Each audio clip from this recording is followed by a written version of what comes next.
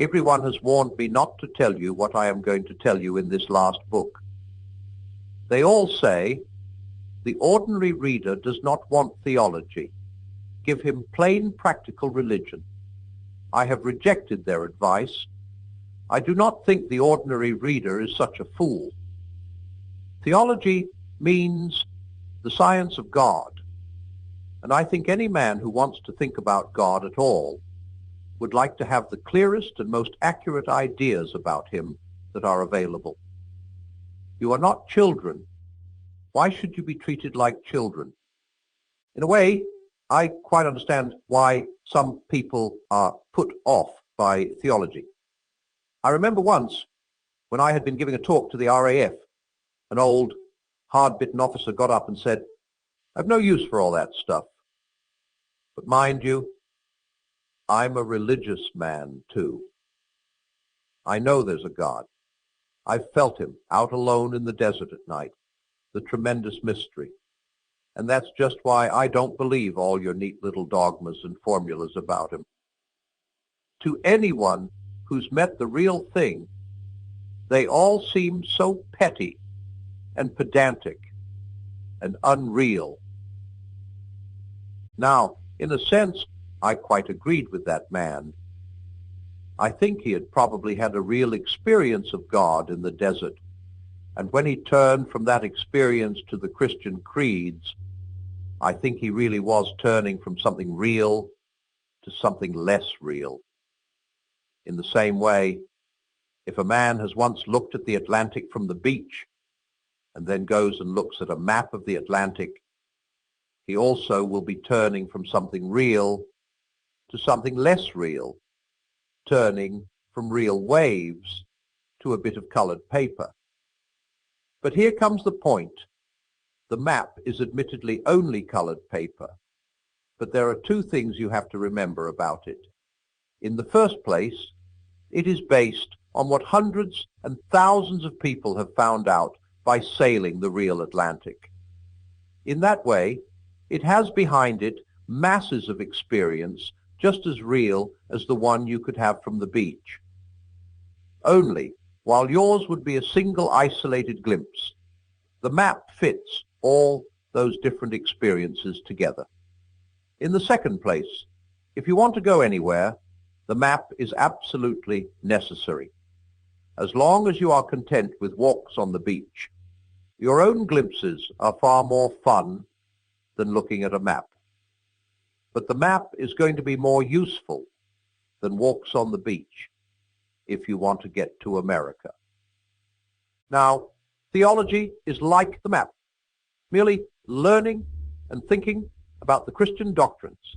If you stop there, is less real and less exciting than the sort of thing my friend got in the desert. Doctrines are not God. They are only a kind of map. But that map is based on the experience of hundreds of people who really were in touch with God. Experiences compared with which any thrills or pious feelings you and I are likely to get on our own are very elementary and very confused. And secondly, if you want to get any further, you must use the map. You see, what happened to that man in the desert may have been real and was certainly exciting, but nothing comes of it. It leads nowhere. There is nothing to do about it. In fact, that is just why a vague religion, all about feeling God in nature and so on, is so attractive. It is all thrills and no work, like watching the waves from the beach. But you will not get to Newfoundland by studying the Atlantic that way, and you will not get eternal life by simply feeling the presence of God in flowers or music.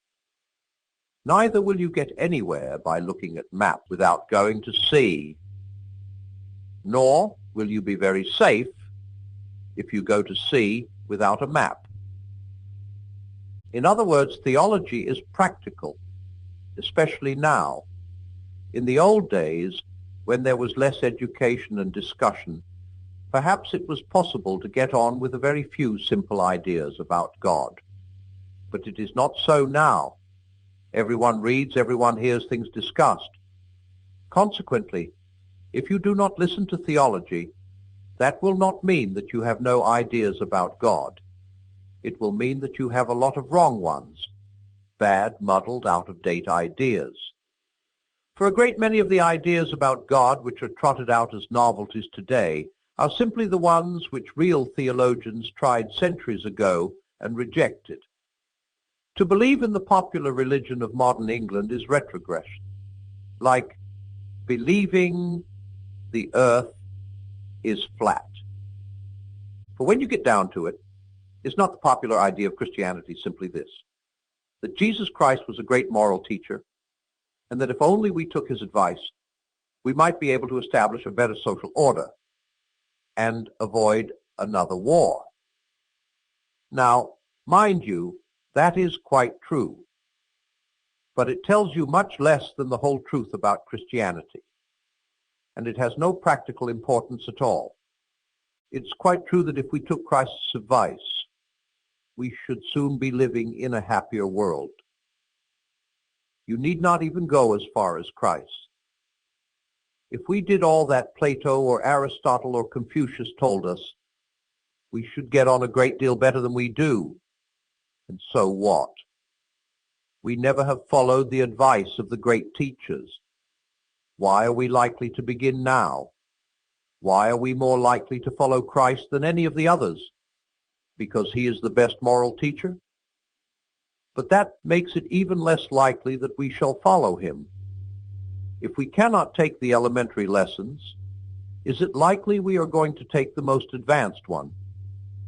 If Christianity only means one more bit of good advice, then Christianity is of no importance. There has been no lack of good advice for the last 4,000 years. A bit more makes no difference. But as soon as you look at any real Christian writings, you find that they are talking about something quite different from this popular religion. They say that Christ is the Son of God, whatever that means.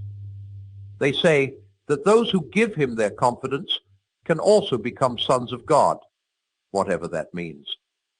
They say that his death saved us from our sins, whatever that means. There is no good complaining that these statements are difficult. Christianity claims to be telling us about another world, about something behind the world we can touch and hear and see. You may think the claim false, but if it were true, what it tells us would be bound to be difficult, at least as difficult as modern physics, and for the same reason. Now, the point in Christianity which gives us the greatest shock is the statement that by attaching ourselves to Christ, we can become sons of God.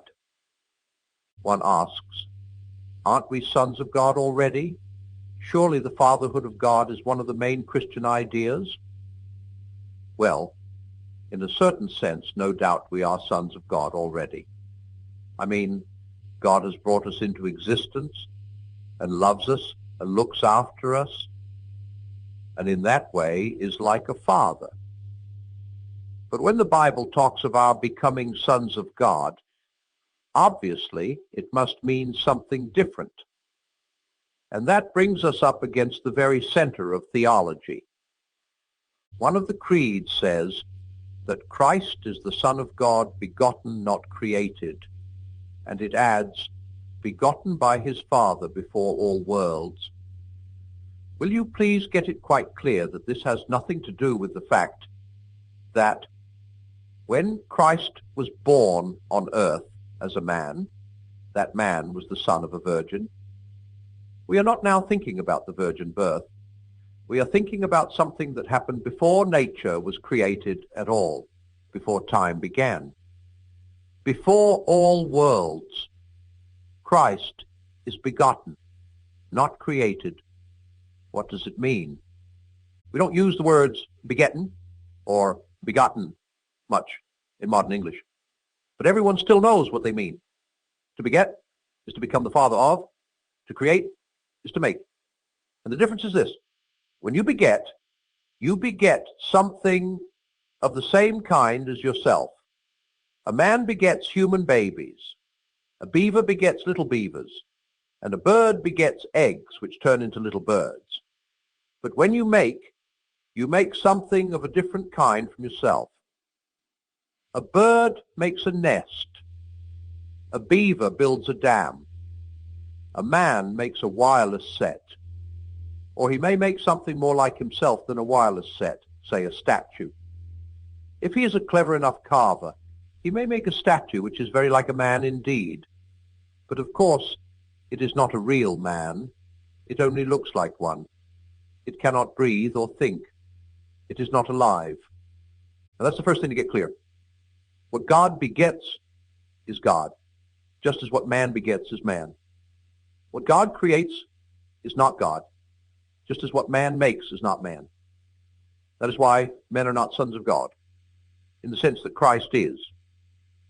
They may be like God in certain ways, but they are not things of the same kind. They are more like statues or pictures of God. A statue has the shape of a man, but it is not alive. In the same way, man has, in a sense I'm going to explain, the shape or likeness of God, but he has not got the kind of life God has. Let us take the first point, man's resemblance to God. First, everything God has made has some likeness to himself. Space is like him in its hugeness. Not that the greatness of space is the same kind of greatness as God's, but it is a sort of symbol of it, or a translation of it into non-spiritual terms. Matter is like God in having energy, though again, of course, physical energy is a different kind of thing from the power of God. The vegetable world is like him because it is alive, and he is the living God. But life, in this biological sense, is not the same as the life there is in God. It is only a kind of symbol or shadow of it. When we come to the animals, we find other kinds of resemblance in addition to biological life. The intense activity and fertility of the insects, for example, is a first dim resemblance to the unceasing activity and creativeness of God. In the higher mammals, we get the beginnings of instinctive affection. That is not the same thing as the love that exists in God, but it is like it, rather in the way that a picture drawn on a flat piece of paper can nevertheless be like a landscape. When we come to man, the highest of the animals, we get the completest resemblance to God which we know of. There may be creatures in other worlds who are more like God than man is, but we do not know about them. Man not only lives, but loves and reasons. Biological life reaches its highest known level in him. But what man, in his natural condition, has not got is spiritual life, the higher and different sort of life that exists in God. We use the same word life for both, but if you thought that both must therefore be the same sort of thing, that would be like thinking that the greatness of space and the greatness of God were the same sort of greatness. In reality, the difference between biological life and spiritual life is so important that I am going to give them two distinct names. The biological sort, which comes to us through nature, and which, like everything else in nature, is always tending to run down and decay, so that it can only be kept up by incessant subsidies from nature in the form of air, water, food, etc., is bios. The spiritual life which is in God from all eternity and which made the whole natural universe is Zoe. Bios has, to be sure, a certain shadowy or symbolic resemblance to Zoe, but only the sort of resemblance there is between a photo and a place, or a statue and a man. A man who changed from having bios to having Zoe would have gone through as big a change as a statue, which changed from being a carved stone to being a real man. And that is precisely what Christianity is about. This world is a great sculptor's shop. We are the statues. And there is a rumor going round the shop that some of us are someday going to come to life.